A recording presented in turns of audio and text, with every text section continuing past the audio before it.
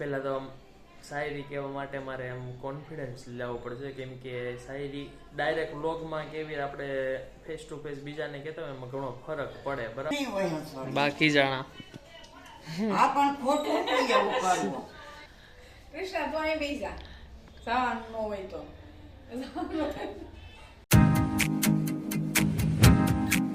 Hi guys, welcome to our new vlog. સ્વાગત છે તમારું એક નવા વ્લોગમાં. અત્યારે વાગી ગયા છે 11, બરાબર. સવારના 11 વાગ્યા છે અને નીચે મમ્મીની નીચે લસણ લેવા ગયા છે, બરાબર. અને બીજી વાત કે હજી જમવાનું બનવાનું સ્ટાર્ટ થઈ ગયું છે અને આજનું રૂટીન કંઈક હજી વિચારવું નથી ક્યાં જવાનું એમ, પણ કંઈક વિચારશું, બરાબર. જવાનું મતલબ બહાર ક્યાંક જવાનું વિચારશું. હજી કંઈ વિચાર્યું નથી, પણ આગળ જોઈએ શું કરવાનું એ, બરાબર.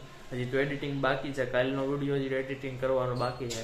અને ગઈ પરમ દિવસે બહુ ખતરનાક વાવાઝોડું આવ્યું હતું, એટલે થોડુંક ઉપર ધાબાના રીતે પતરાનું થોડુંક કામ છે ને એ પણ કરવાનું છે, બરાબર. તો એ બધી કામ પતશે પછી કંઈક વિચારશું કે ક્યાં જવું બહાર એમ. તો કે આ ઘણા સમયથી ભાઈબંધને મળ્યો નથી, તો ભાઈબંધને મળવા જવાનો એ વિચાર છે કે ભાઈ ભાઈબંધ સાથે બેસું ઘડી, મતલબ ત્યાં જાઓ એમ.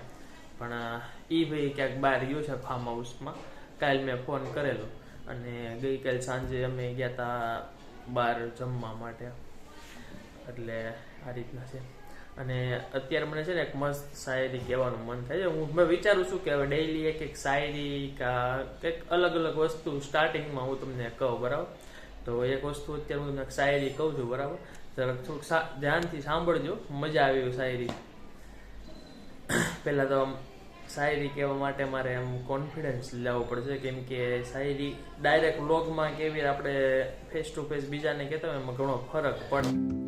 આ આંખો પણ કેવી ખરાબ છે આપણી, પણ રડે છે કોઈ બીજામાં. થોડીક ડીપ છે પણ આમ મજા આવે એવી છે, બરાબર. પહેલી વાર ટ્રાય કરી છે મેં, મતલબ કે લાઈવ વ્લોગમાં મેં પહેલી વાર ટ્રાય કરી છે. તો મજા આવે ને તો કોમેન્ટ કરશું, તો આપણે ડેઈલી એક આદી શાયરી કહેતા રહીશું. આમાં અલગ અલગ કહેતા રહીશું, ઇમોશનલ પછી કોમેડી બધી એમ, બરાબર. પણ તમને મજા આવે ને તો, બરાબર. ટ્રાય કરી કે ડેઈલી ચાલુ કરું, બરાબર. તો ગાઈઝ લસણ આવી ગયું, જો લસણના ભાંગ બહુ મોંઘા થઈ ગયા છે આમ તમે જો. અને હમણાં લઈ આવ્યા હતા, આ ઈ લસણ છે, બરાબર. અને આ હમણાં લીધું શેરીમાંથી છે, આ માર્કેટમાંથી લઈ આવ્યા હતા, લસણના માર્કેટમાંથી. આ ઈ લસણ જુઓ, લસણના ભાવ વધારે મોંઘા થઈ ગયા એટલે સ્ટોર કરવું પડે આમ તમે જુઓ. આખા વર્ષનું જ હોય. જમવામાં કેરીને કટકી સુધારાઈ ગઈ છે આમ તમે જુઓ. દાળ બને છે, બાજુમાં ભીંડાનું શાક પણ બને છે જુઓ. તો ગાઈઝ આ બાજુ રોટલીનો લોટ પણ બંધાઈ ગયો છે જુઓ. ગાઈઝ આ જો જૂની મેચો જોવે જો.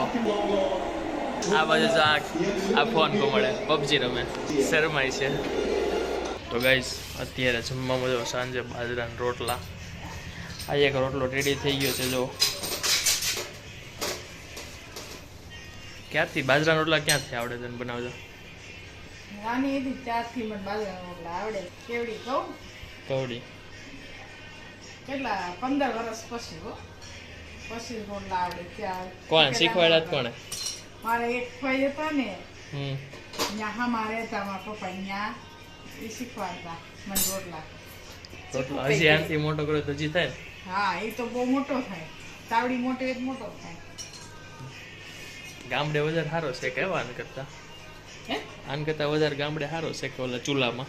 ચૂલામાં સરસ છે કઈ ને, અહીંયા ભઠ્ઠામાં તો પછી છે કઈ. ગેસ ઉપર આવો જ છે કઈ? હે? ગેસ ઉપર આવા જ છે કઈ જો. પણ ચૂલામાં છે ને ત્યાં ગામડે સારા છે કઈ?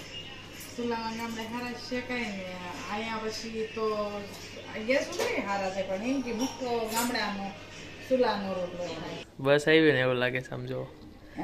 દાદરમાં કેમ બેઠા છે બા? તઈ ક્યાં બેહે? માથું હોય તમારા અંદર વાળા. આમ જો બસ આવી ને એવું લાગે આમ જો. આ ભાઈને પોક ખાવો છે, સાદરિયું ખાવું છે. નથી પોક. તાર માસીને ફોન કર્યો તો માસી કે પોક હોય તો આપો યાર. કેદી બનાવું છે સાદરિયું? કેમ આય છે? જાવ. હે નેનભાઈ. હે? અંસા બાબીઓ પાડ્યો છે, પણ કેટલો પાડ્યો કોને ખબર. એટલે કહો આ નહીં અહીંયા બેન બી ખાઈ નહીં આવતા આ ભાઈને પોક ખાવો છે હજી તો શ્રેયસભાઈને કોને ખબર નક્કી ન હોય એને બાર તો કાંઈક આવાજ ખરી પોક જાય. પેલા બહુ આવતો ને કા હા હજી છે પોપ તો પાડો તો થાય. આવ્યો તો દેશમાંથી 3 વખત જાદરિયું થયું જાદરિયું કરીને તમે ખવડાવી દીધું તમે મજા આવી ગઈ તમે બહુ ભાવે છે મેં તો નથી ખાધું પેલા જ મેં ઘઉં આવ્યા હશે હોતા હવે કાંઈ પાકી જાવ ઘઉં. નહીં એને પોક પડ્યો હોય ને યાર નવરા હોય કાઢ્યો હોય બિચારી એમાં એને વિવાહ હતા મરણ આવ્યું હતું એને કઈ થાય વાત કરો તો.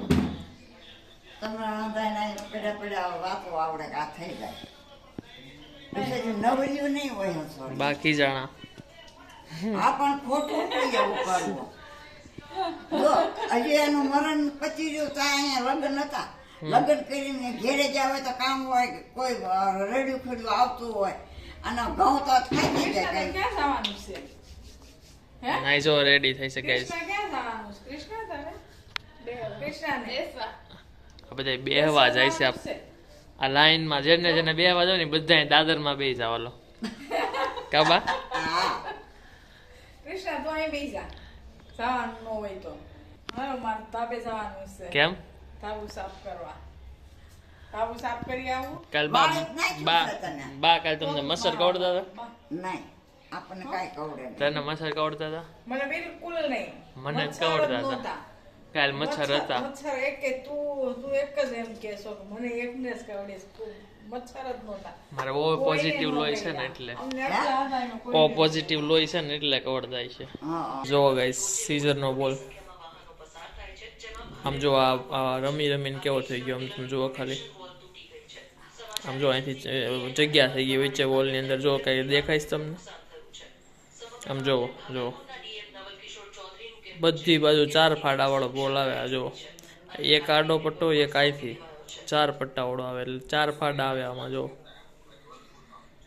બહુ પણ ભારે આવે આમ જો તમે તમને ખબર છે હમણાં આગાહી આવી છે કરા પડશે એમ ત્યાં 15 થતું ને હજી આવવાનું વિશે વાદળા તો કેવા થયા ઝીણા ઝીણા હમણાં તડકો ઓછો નીકળે છે કા આ ક થઈ ગયા તો અહીંયા પણ આગાહી છે કે સુરતમાં છે ને કરા પડશે એમ હા શું લાગે તમને શું લાગે પડશે હવે શું ખબર આનો તો આમ થોડું ખબર છે આપને ભગવાન પાસે આમ જો ગાઈસ કેવી ફ્લેર પડે છે આમ જુઓ લાઇટ છે હો અહીંયા તો ગાઈસ વ્લોગમાં મજા આવી હોય ને તો વ્લોગને લાઈક શેર અને સબસ્ક્રાઇબ કરવાનું ભૂલતા નહીં ફરી કાલે પાછા આવી જશું નવી એનર્જી સાથે નવા વિડીયોમાં ત્યાં લગી બધાને બાય બાય